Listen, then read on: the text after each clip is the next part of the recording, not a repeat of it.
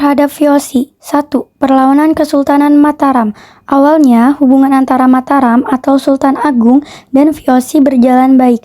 Mataram mengizinkan VOC mendirikan benteng atau loji di Jepara. Lama-kelamaan, Sultan Agung menyadari kehadiran VOC membahayakan pemerintahnya. Sultan Agung atau 1613 dan sampai 1645 adalah raja terbesar Mataram. Ia memiliki dua cita-cita besar, yaitu sebagai berikut. A. Mempersatukan seluruh Jawa di bawah Mataram. Pada waktu itu, wilayah-wilayah yang belum dikuasainya antara lain Banten, Surabaya, dan Belambangan. B. Mengusir kompeni VOC dari Pulau Jawa. Di sisi lain, VOC berambisi menguasai seluruh Pulau Jawa, termasuk Mataram, agar bisa memonopoli perdagangan. Untuk mencegah hal tersebut, Mataram menyerang kantor perdagangan VOC di Jepara pada tahun 1618.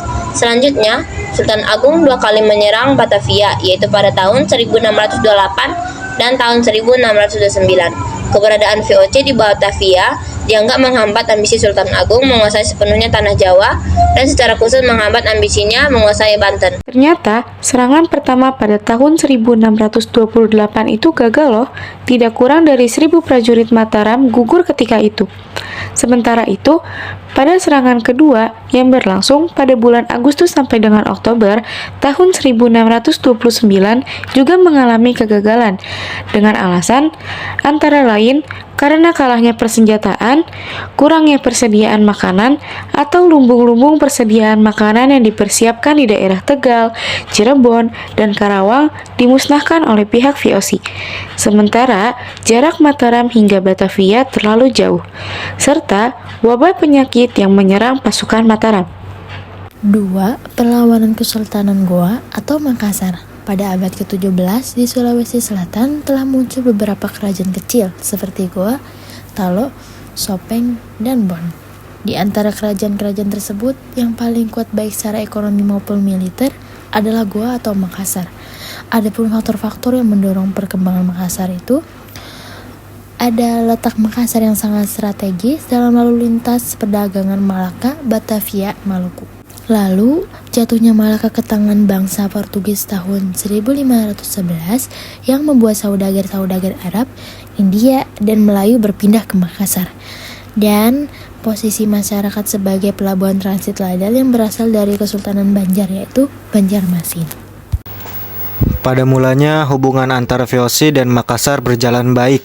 Posisi strategis Makassar memperkuat hubungan tersebut.